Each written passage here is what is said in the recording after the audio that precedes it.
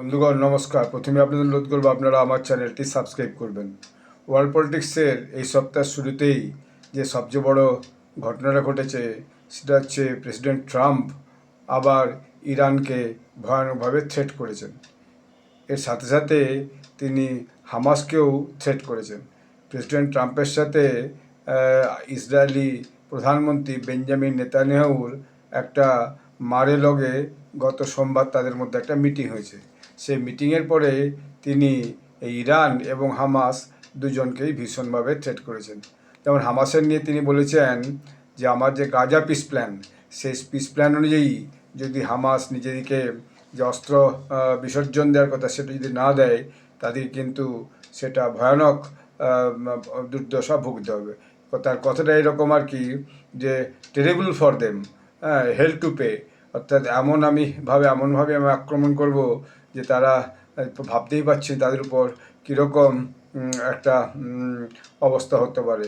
Will go and wipe them out, আমি যাব এবং তাদেরকে একদম শেষ করে দেবো যদি তারা যেরকম কথা অনুযায়ী তারা যে নিজেরা অস্ত্র বিসর্জন বলেছিল সেটা যদি না দেয়। শুধু তাই নয়, এটাও একটা ধমক দিয়েছে যে given a very short period of time, আমি খুব কম সময় দেবো, বেশি সময় দেবো না এরকম করার জন্য। এবং ইরানের প্রশ্নে তিনি আবার বলেছেন যে নক দ্য হেল, যদি তেহরান আবার নতুন করে নিজেদিকে পরমাণু যে পরীক্ষা নিরীক্ষা সেটা যদি তারা করে। তার কথাটা এরকম আর কি, now here that Iran is trying to build up again and if they are we are going to have a knock them down, we will knock the hell out of them. এরকম হচ্ছে তার কথা। অর্থাৎ যদি তারা আবার নতুন করে এই যে পরমাণু বা নতুন করে পরীক্ষা নিরীক্ষা শুরু করে বা পরমাণু অস্ত্র তৈরি করতে থাকে, বা যদি তারা আবার নতুন করে নিজেদের সৈন্য অস্ত্রশস্ত্র বাড়া থাকে, তাহলে কিন্তু তাদেরকে আমি একদম যাকে বলে শেষ করে দেবো, এরকম টাইপের কথা আর কি। তো সোমবার দিন এই কথাগুলো তিনি বলেছেন, কারণ যে ইসরায়েলি প্রধানমন্ত্রী নেতানিয়াহুর সঙ্গে বৈঠক, তার মনে হয়েছে যে ইরান বোধহয় আবার নতুন করে তাদের যে ব্যালিস্টিক মিসাইল এবং তাদের যে নিউক্লিয়ার ওয়েপন প্রোগ্রাম, সেই প্রোগ্রামগুলো বোধহয় তারা চালু করেছে।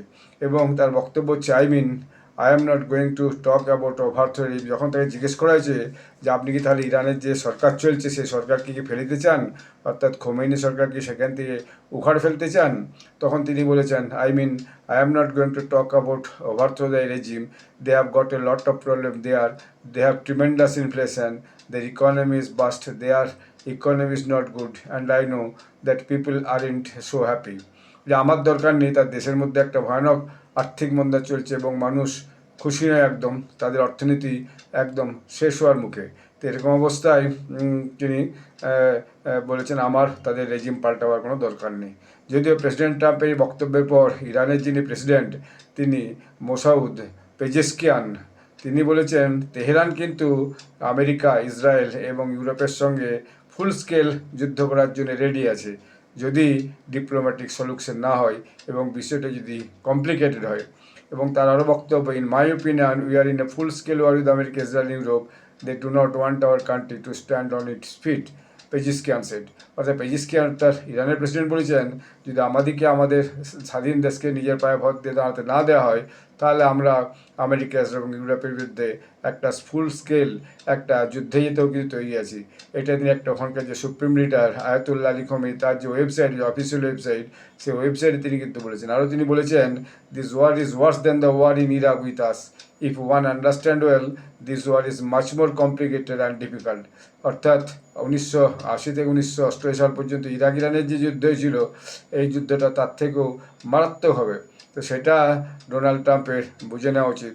অর্থাৎ তিনিও ডোনাল্ড ট্রাম্পকে উল্টে পরিষ্কার করে বলে দিয়েছেন যে আপনি এরকম ধমক চমক দেবেন না, আমরাও আপনাদের এই ইউরোপ, ইসরায়েল এবং আমেরিকার সঙ্গে একটা পূর্ণ যুদ্ধে তৈরি এবং আপনাদেরকে আমরাও একদম পর্যাপ্ত শিক্ষা দিয়ে দেবো।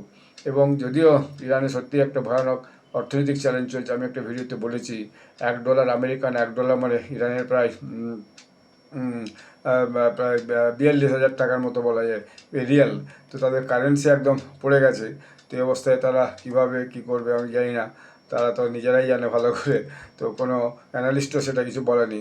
এবং দেখা যাচ্ছে যে সপ্তাহ শেষে যে বিভিন্ন মলের যে দোকানপত্র ছিল, সেই দোকানপত্রও কিন্তু দোকানদাররা বন্ধ করতে বলা হয়েছে।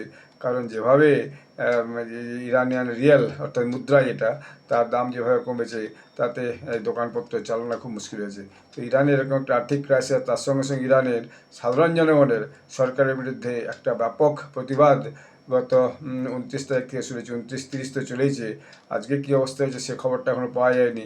তো 29-30 যেভাবে জনগণ বিভিন্ন শহরে, তেহরান অর্থাৎ রাজধানী শহর, আরও অনেক অনেক শহরে ছড়িয়ে পড়েছে, সব মানুষ রাস্তায় নেমে পড়েছে এবং নেমে পড়ে এই সরকারের বিরুদ্ধে প্রতিবাদ জানাচ্ছে, মূলত আর্থিক কারণে। আরও যে আর্থিক যেভাবে পতন হয়েছে, আর্থিক অবস্থা যেভাবে খারাপ হয়েছে তার জন্য, তো সেখানে ভয়ানক কিন্তু প্রতিবাদ চলছে। তো এই অবস্থায় যদিও ওই প্রেসিডেন্ট বলেছেন যে আপনারা আসুন, আপনাদের সাথে বসে আমরা আলোচনা করব এবং দেশে কী কী ধরনের সংস্কার আনলে আমাদের আর্থিক অবস্থা ভালো হবে সেটা আমরা সেইভাবে পদক্ষেপ নেব। তো এখন সেই সাধারণ জনগণের মধ্যে কে লিডার আছে কে জানে।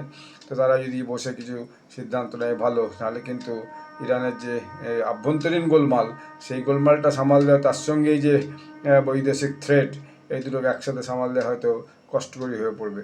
তো আগামী দিনে আমরা এই যে ঘটনাগুলি, বিশ্ব রাজনীতির ঘটনাগুলি আমরা লক্ষ্য করব এবং আপনাদের সামনে আমি সম্ভবত নতুন কোনো আপডেট হলে তুলে ধরার চেষ্টা করব।